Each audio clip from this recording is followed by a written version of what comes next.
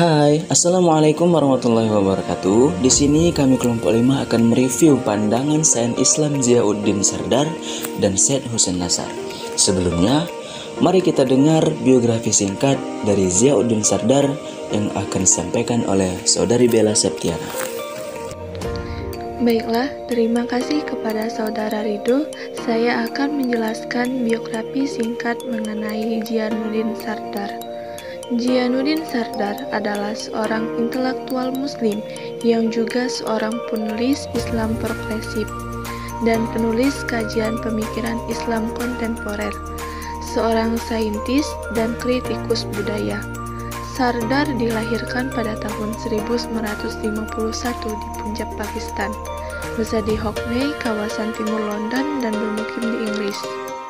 Oke, selanjutnya mari kita dengar juga biografi singkat dari Syed Hussein Nasar. Para Fitra Widya Anissa, dipersilakan. Oke, di sini saya akan menjelaskan siapa sih Syed Hussein Nas. Syed Hussein Nas adalah di antara pemikir sains Islam yang mengkritik tajam paradigma sains barat modern melalui beberapa karya ilmiah dan ceramah seperti buku The Center of Man and Nature 1968, buku Man and Nature, The Spiritual Crisis of Modern Man 1968, buku Islam and the Plague of Modern Man 1975, dan buku Religion and the Order of Nature 1996. Oke, itulah biografi singkat dari Ziauddin Sardar dan Syed Hussein Nasar. Selanjutnya, inilah pandangan sains Islam Ziauddin Sardar dan Syed Hussein Nasar.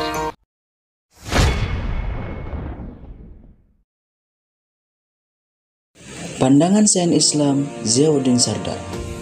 Pertama, Sardar memandang bahwa sains sebagai serangkaian aktivitas manusia. Akan tetapi, pandangan yang seperti ini menurut Sardar banyak orang yang menolaknya, karena bagi sebagian orang, sains adalah semata-mata sebuah metode, tepatnya sebuah metodologi objektif untuk mengukuhkan fakta-fakta yang dapat dibuktikan. Kedua, Sardar mendefinisikan sains sebagai sarana pemecah masalah, karena tanpa sains, suatu peradaban tidak akan dapat mempertahankan struktur-struktur politik dan sosial, atau untuk memenuhi kebutuhan-kebutuhan dasar rakyat dan budayanya. Ketiga, terdapat beraneka ragam pendapat cendekiawan muslim tentang sains Islam, dan Sardar menyajikan sains Islam dalam bentuk yang berkesesuaian dengan Al-Quran. Apa yang telah Sardar gagas tentang sains Islam dengan orang-orang yang sealiran dengannya dalam mengemukakan ide sains dengan berdasarkan kepada Al-Quran dan hadis disebut dengan kelompok Bukhailis, yakni kelompok sains Islam yang sama idenya dengan Sardar, dengan berdasarkan pada Maurycy Bucaille, seorang dokter ahli embriologi berkebangsaan Prancis. Dan yang keempat, secara sederhana, yang diinginkan Sardar dalam teori sains Islam adalah bagaimana sains itu, baik Barat maupun Islam, memberikan kontribusi terhadap keberlangsungan alam dan kesejahteraan manusia. Artinya, sains tersebut memanusiakan manusia dan mengalamkan alam, bukan yang menjadikan sains sebagai ancaman keberlangsungan hidup alam dan manusia. Oleh sebab itu, Sardar menekankan pentingnya tauhid atau mengesahkan Allah, baik dalam agama maupun sains. Pedoman yang dilakukan Ziauddin Sardar dalam mengusung sains Islam. Dalam mengusung gagasan sains Islam, Sardar berpatokan pada argumen Nasar dalam bukunya Islamic Science and Illustrated Study 22, bahwa Islam mempunyai suatu identitas tersendiri dan berusaha menonjolkan ciri Islaminya yang unik. Akan tetapi, menurut Sardar, Nasar lebih cenderung menampilkan metafisika dan tasawufnya dalam aspek-aspek sains Islam, sehingga mengabaikan aspek-aspek kuantitatif dalam sains Islam. Proses pelaksanaan sains Islam oleh Ziauddin Sardar. Untuk merealisasikan sains Islam, Sardar beserta sarjana-sarjana Muslim dan Barat mengadakan konferensi internasional, yakni Islam and the West, di Stockholm pada 24–27 September 1981, dan bersepakat bahwa parameter-parameter dari sains Islam harus didasarkan pada suatu kerangka nilai yang merupakan karakteristik dasar kebudayaan Islam.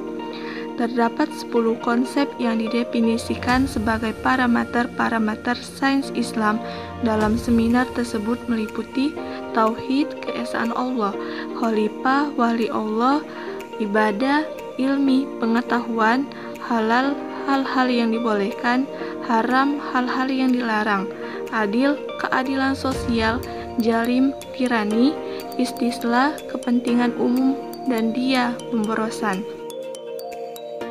Kontribusi sains Islam terhadap ilmu pengetahuan. Kontribusi pemikiran Sardar tentang sains Islam terhadap ilmu pengetahuan melalui konsep 10 parameter sains Islam menyuruh kita untuk bersama-sama menjaga kelestarian alam, lingkungan, dan kehidupan manusia di masa yang akan datang. Menjaga keharmonisan bumi dan manusia agar manusia tidak otoriter dengan sains yang dimilikinya. Agar ilmu pengetahuan eksis bukan untuk mendominasi alam dan lingkungan, tapi kestabilan hidup manusia di muka bumi.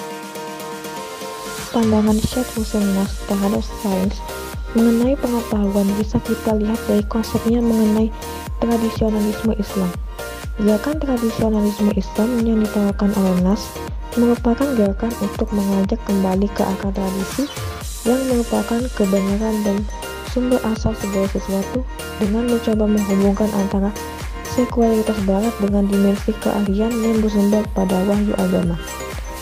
Tawaran Nas ini dimaksud agar nilai kesucian dari Islam dapat menjiwai pengetahuan yang berasal dari di barat lebih berkembang daripada dunia Islam kontemporer, sehingga tidak perlu disingkirkan sama sekali. Dengan demikian, konsep Nas tentang ilmu pengetahuan adalah bertumpu pada prinsip unitas atau tauhid, yaitu paham kesatupaduan dan interaksi dari segala yang ada, sehingga memungkinkan terjadinya integrasi pengetahuan dan tindakan manusia ke dalam sebuah kesatuan yang harmonis. Upaya yang dilakukan Syed Hussein Nas dalam pengembangan ilmu pengetahuan. Pengertian ilmu pengetahuan pada Nas berbeda amat jauh dengan ilmu pengetahuan sebagaimana yang lazim dipahami kini.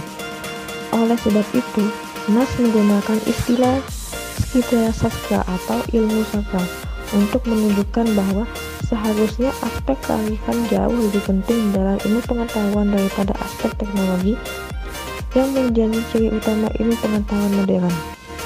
Ia tampaknya secara sengaja bertahan menggunakan kata ilmu pengetahuan justru untuk menunjukkan betapa jauhnya ilmu pengetahuan modern kini telah menyimpang dari apa yang sesungguhnya disebut ilmu pengetahuan pada asal mulanya. Pandangan Nas kini juga dianut oleh banyak pemikir muslim kontemporer.